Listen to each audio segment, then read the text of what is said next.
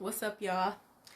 So, this is your girl Relle Unique here. I wanted to do a review on the Tamar Braxton Get Your Life episode, season 1. I plan to do both season 1 and season 2 today, but I'll do it in 2 separate videos. So why did I want to do this?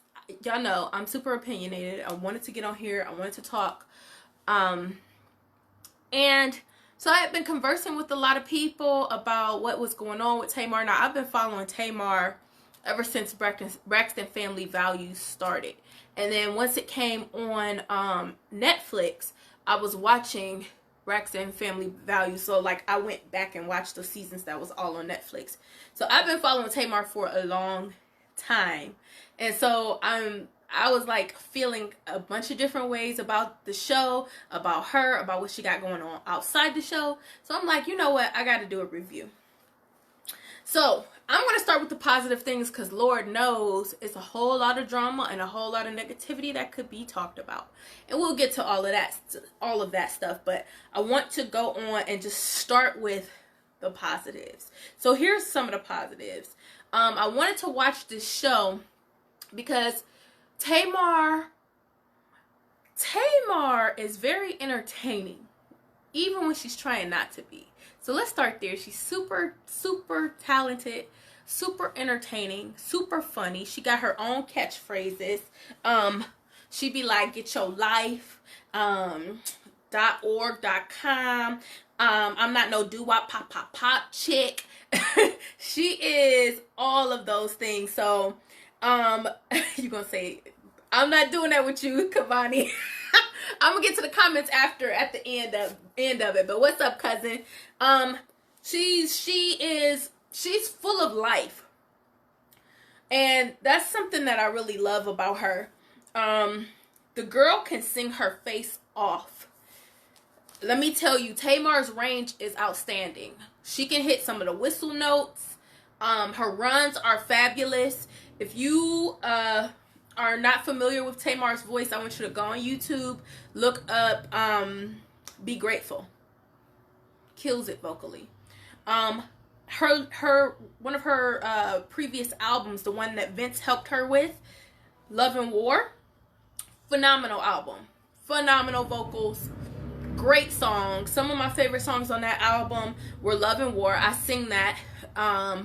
So obviously I'm going to like it, if I perform it myself. Another song on that album that I freaking love that's on repeat in my car is called Pieces. And it just talks about you being in a toxic relationship where that person is not giving you their all. You know what I'm saying? And so everybody's been in that relationship where you're giving way more than they're giving you. Pieces. Check out Pieces by Tamar. She sings her face off. Fight for You is another song where she's talking about fighting for a relationship. Stay and Fight is another one. So fight, fight, fight, fight, fight. Love and War, Stay and Fight, Fight for You. But it's all fight songs. But these songs are great, great songs. And then she also has All the Way Home. And Tamar is a powerful, phenomenal vocalist. Let's see. Tamar, one thing I love to watch is Tamar's relationship with her son. You can see her light up. Her face just lights up. Her spirit lights up. And something about Tamar has an anointing on her life. When you watch her, you feel her energy. Now, I'm an empath, so I feel people's energy in general. But you can feel her through the screen. If she's happy, if she's sad, she has a way of emoting even without trying. So that's something I love about Tamar, is watching her, but then also watching her relationship with Logan. It's the sweetest thing. You can tell that she really adores her son. Let's see. Tamar, let me see. She mentioned on this season that she really wants to give herself a shot. And I can believe that that's a real true statement. Because Tamar had been with different people in her life who was helping to kind of cultivate her career and whatnot. So this is her one opportunity where she's kind of doing it on her own. So it is entertaining to watch when you see her giving herself a shot instead of asking for somebody else for a shot. So that's another positive that I took from here. Let's see. Tamar, deep on down, has a good heart. She has a good heart, and she's crying out. And so that's another positive thing that I see in Tamar Braxton. Let's see, what else? I already mentioned she's hilarious. She's just naturally hilarious and entertaining. And we're watching her journey because she really did lose everything. She really did lose everything. So it's like now we're watching her try to figure out how to gain it back. It's gonna be a process, clearly. But yeah. So I'll get into the show, and y'all will hear the negatives as I get into the show. Okay, so we start off with her talking to Mona about what this show is supposed to be about. And one thing about Tamar is she trusts the wrong people. I don't know that she has the best sense of discernment. Mona is definitely not the person to go to. And even if Mona was the right person to go to, this is not the right season to go to Mona, because Mona right now is trying to make $1 off of drama. And she knows that Tamar is drama. And she knows that Tamar is entertainment. And she knows that Tamar is about to bring that cash to her. So this is not somebody you can really confide in this season and in this moment.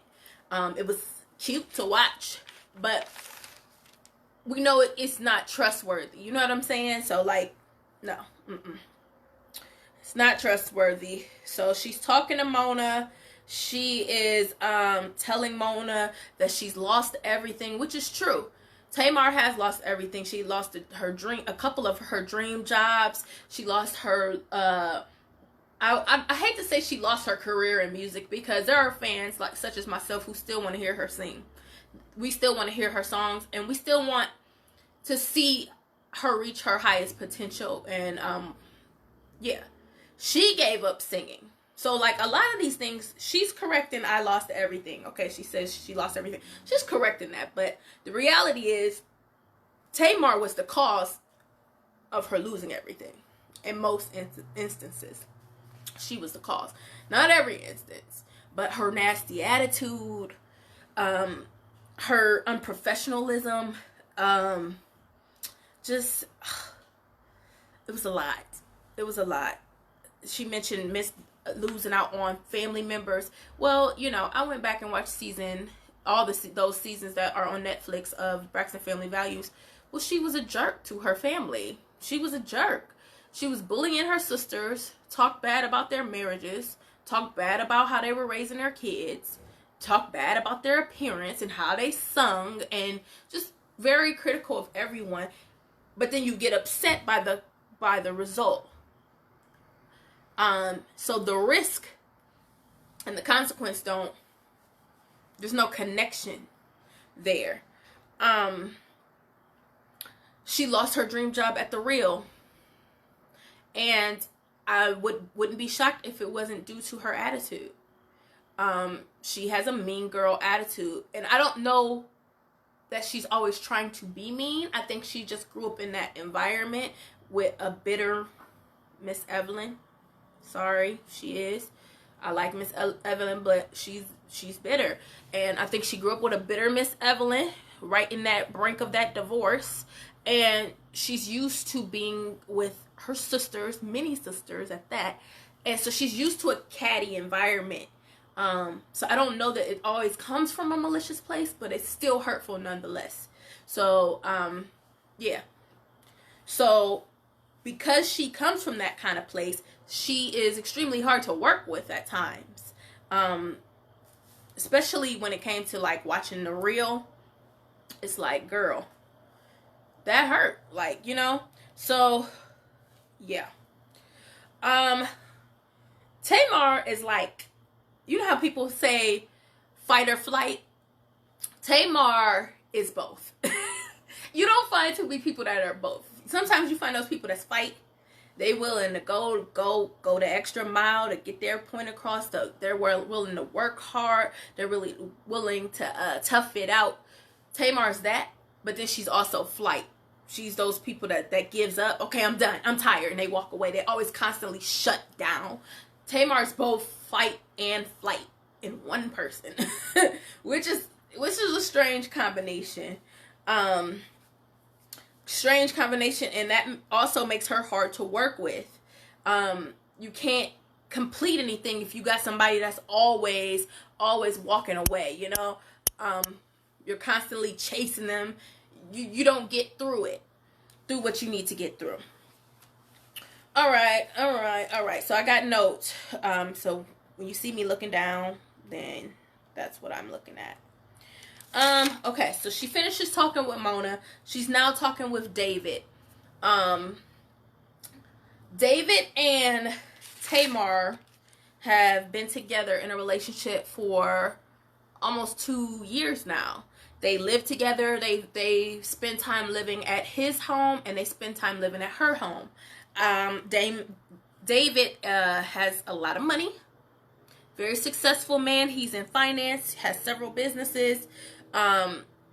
He really did not want to be on a reality show at all, but he's doing it for Tamar because he knows that this is the business she's in, and this is what's going to help her to get back into the game, because I'm sure it's important for her to get back out there and get her feet wet and give herself that shot she wants to get. So they talk about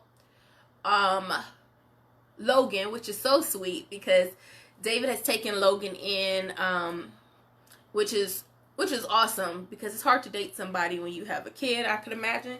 And so for him to take her in and take Logan in and everything, and like I said, he's the one in the relationship that actually has more of the money. So I wouldn't be shocked if he was paying some of those bills at the home as well, because Tamar has not worked consistently.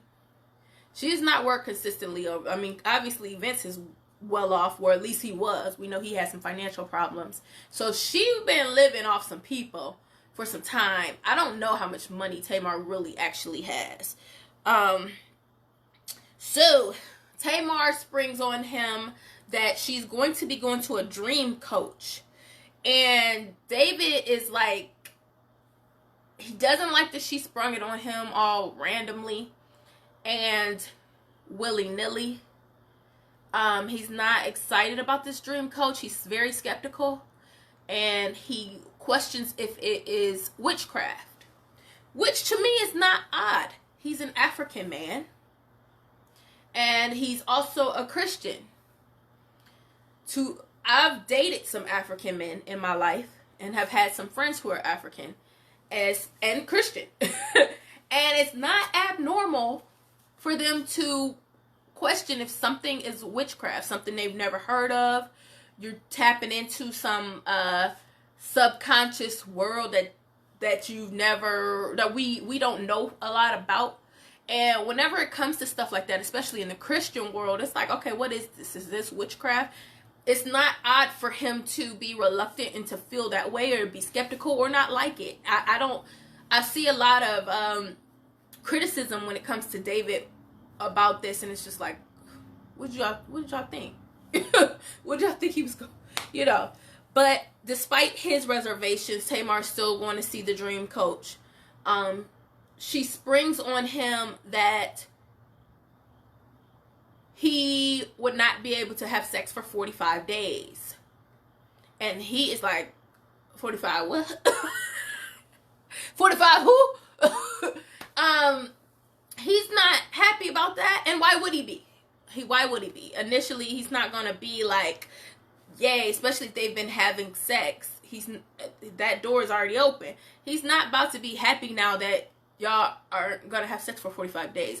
I'm sure he'll do it because he loves you, but he gonna be mad at first, especially if you just throw it at him. So with the dream coach, she's like, she wants to interpret your dreams. She wants you to connect with your unconscious to reach your highest potential, so that you can tap into some of the reasons why you're having some of the dreams you're having, tap into some of the unknown that you have going on. And yeah, so she's going to see this dream coach. I think it ties into a little bit of the law of attraction. You know, your dreams will manifest, different things will manifest itself if you connect, if you focus, if you know, you can allow these things to manifest. And so she's a dream coach. Her name is Goalie. And in order for her to interpret your dreams, she wants you to go 45 days with no sex, no alcohol, no smoking. She wants you to have a clean instrument, because you know it can alter what's going on spiritually with you, especially like in your dreams. So she's like, you can't do any of those things. So obviously, when you're doing in a test like that, when you're doing something like that, it's going to affect all the people around you, especially if you're used to living a certain kind of lifestyle. So, yeah, David's like not really here for this whole thing. And I mean, people are really getting mad about it, but I'm not really phased or surprised by it. You know what I'm saying? All right. So I want to go. Well, I'll get back to that. So the work that this creative coach does is called dream work. I want to look a little more into it, honestly, to get more information. I mean, I do agree with Tamar when it comes to the fact of everything that, just because you don't know about it don't mean that it's evil, that it's witchcraft, and that it's of the devil. You know what I'm saying? Like, you got to read up on it. You got to try some things out. If it makes you uncomfortable, get out of it, you know? And for Tamar, I think this is necessary. Because there's a lot of things that she avoids, a lot of things that she does not want to talk about, a lot of things that's deep, buried deep within.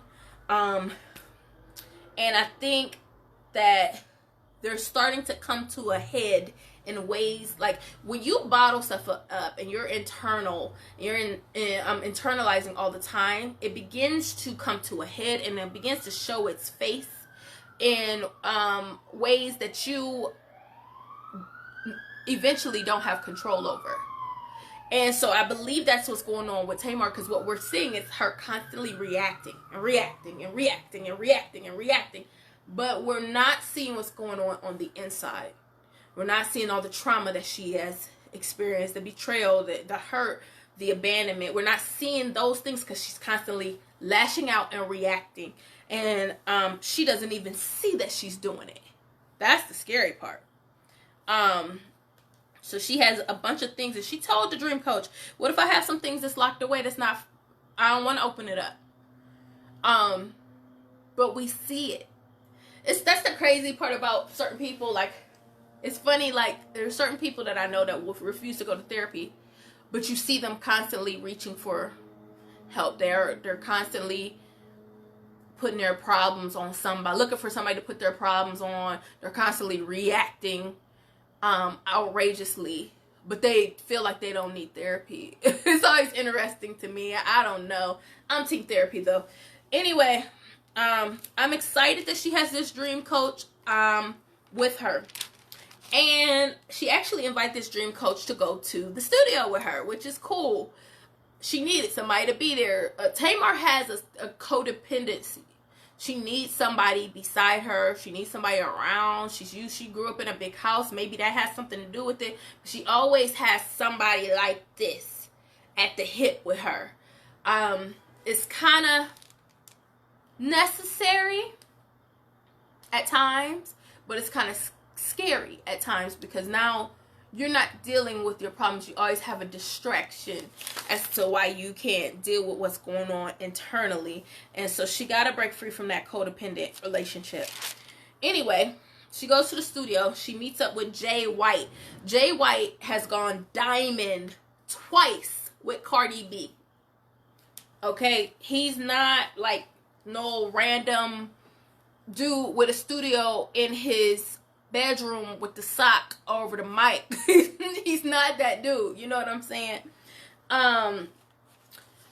It wrote that he was in town for 2 days to work with Tamar. And it was hard to watch. Now, one thing I will say, I loved how Jay White was vibing to his songs, as he should be. He gonna show you I got the hits, and I'm vibing to them. And you should too. So I loved how he was just vibing to his songs, like, hey, listen to this beat I just made, y'all. Anyway, first day, Tamar gets into the studio with Jay White, and she's upset because there's smoke in the studio. Now, as a professional singer myself, I can relate to that. I don't know why, but it's as if producers, I don't know. To me, it seemed like it would be common sense that a person would know that a singer cannot be in a room full of smoke. I don't know why it's not common sense.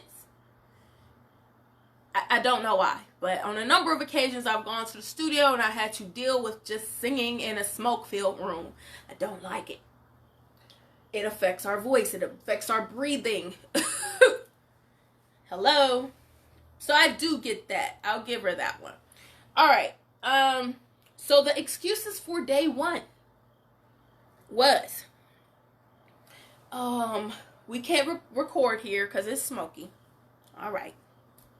I'm shy. Now, you've been on stage with the Tamar Braxton.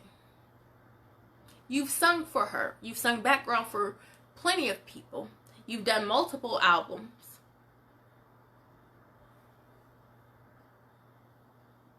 He don't want to hear that you're shy. He don't care.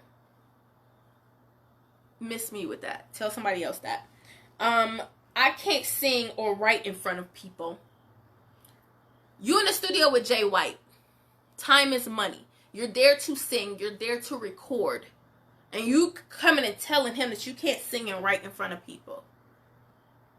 If that is the case, you ask Jay White, can you have a private session? And you don't take the cameras in there. Let them get a couple pictures of you in there. Let them play the song after it's recorded. Get the job done. Oh, I have so much pressure. I can't sing because all of the pressure. I have this weighing on me. Because Tamar has never been in a studio without Vince. Vince has been in control of all of this thing. Now, let me tell you something I did not like. She tells Mona, I've never, ever worked with the producers. Vince wouldn't allow me. He would tell them not to talk to me. I've never worked with the producers by myself ever. Just saying all of this. I don't believe this to be true. I don't believe this to be true. There was a whole episode where on the Vince and Tamar show. I can't think of the name of the show. You're my Monday and my Friday. He set her up to work with the producers. She was there by herself working with the producers, and she even went behind Vince's back and got her own producer to work with. So she's not being honest all the time. Okay? She's not being honest all the time. I'm not buying it, and I did not appreciate that. I didn't like that. Okay. But I understand why, if he's a major, Vince was producing and managing Lady Gaga. If he has that kind of talent and clout, of course he's going to handle the business aspect and have you sit back because you are unprofessional. Okay? Why would he not? He can talk the talk and walk the walk to get you in there. Anyway, she was walking out.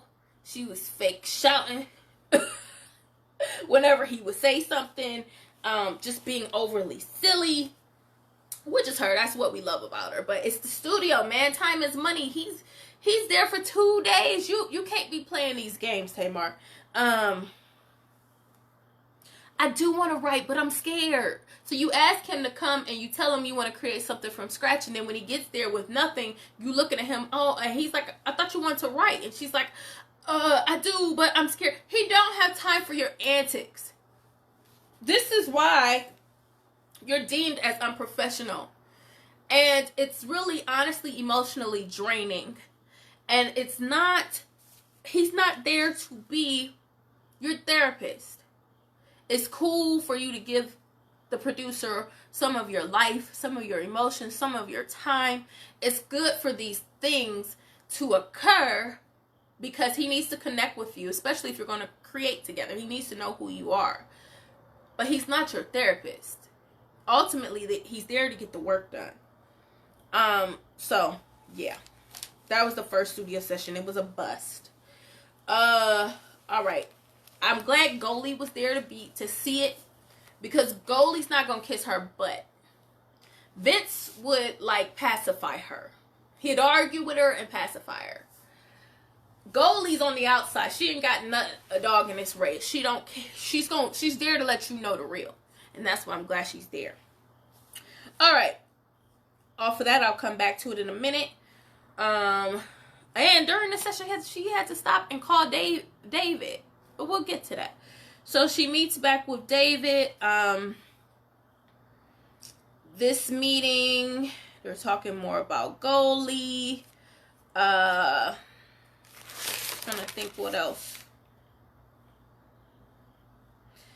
I don't know what else they were talking about. But I know for sure that David is not a fan of the dream situation, but he is encouraging her when it comes to this music, and because he knows it's what she loves.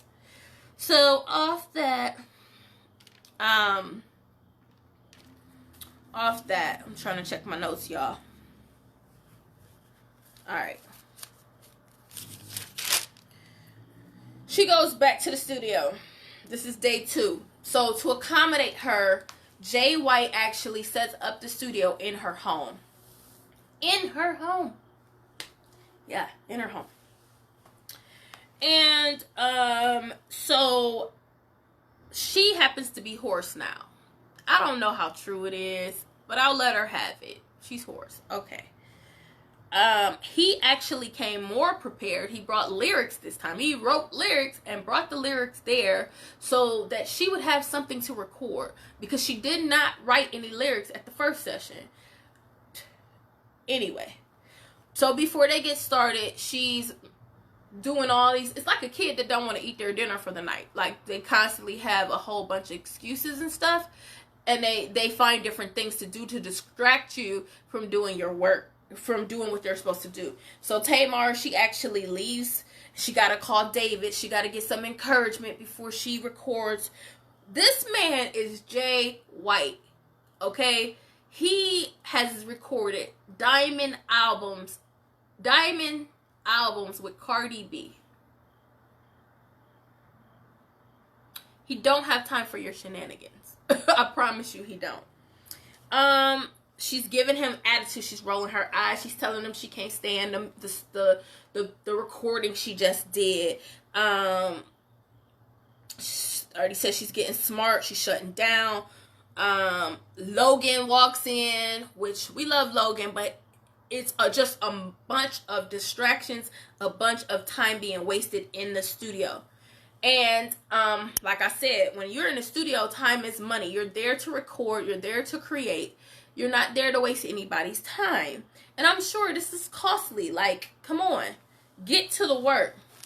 Just having all these breakdowns, whatever. And see, here's what a professional does in the studio.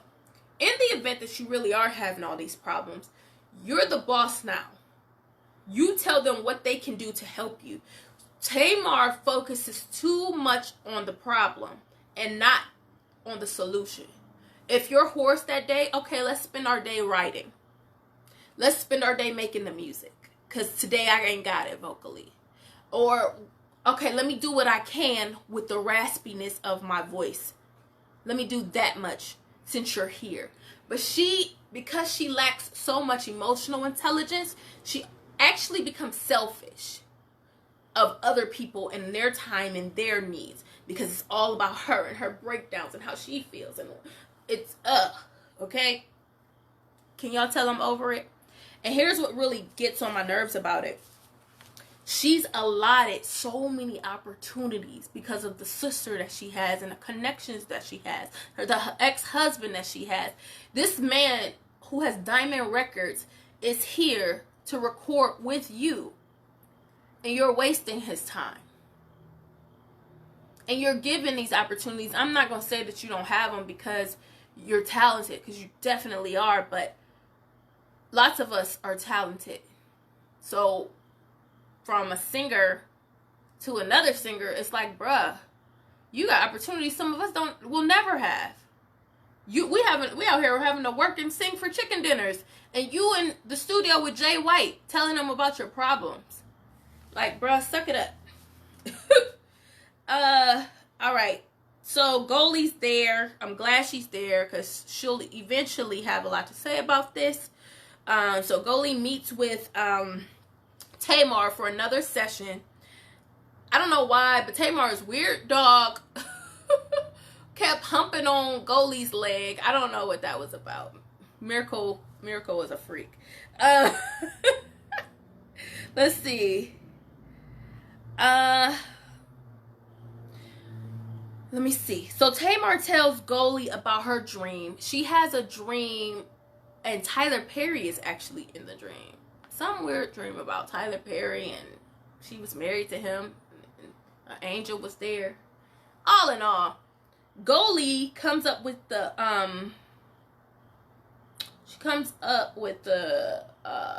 resolution that Tamar resists. She has resistance to help and people helping her. So those who help her, she sees them as an enemy. Which is crazy, because it's weird, because she has a codependent nature. She always wants somebody around to help, but then she sees the help as enemy. And not everybody trying to help you is an enemy. So Tamar takes this in. She's finally coming to a revelation. She goes in the back. She's crying. She's breaking down. And Goldie tells them, can y'all stop the cameras? And what do they want to do? In good Mona nature, they want to keep shooting. Now, granted, Mona told her it was going to be days like this, you know. She told her it was going to be like this. So she knew this. But I do think that she does share so much of her life that if she just needs a moment, give her that moment. She's lashing out. She says she feels choked every day, because there's a little girl within her that has not been consoled. And I think that little girl is getting smothered and choked out because of all the avoidance that Tamar has been doing, all of the bottling, all of the internalizing. I think it's coming to a head. So we're watching her on this emotional journey. And let me see. Yeah.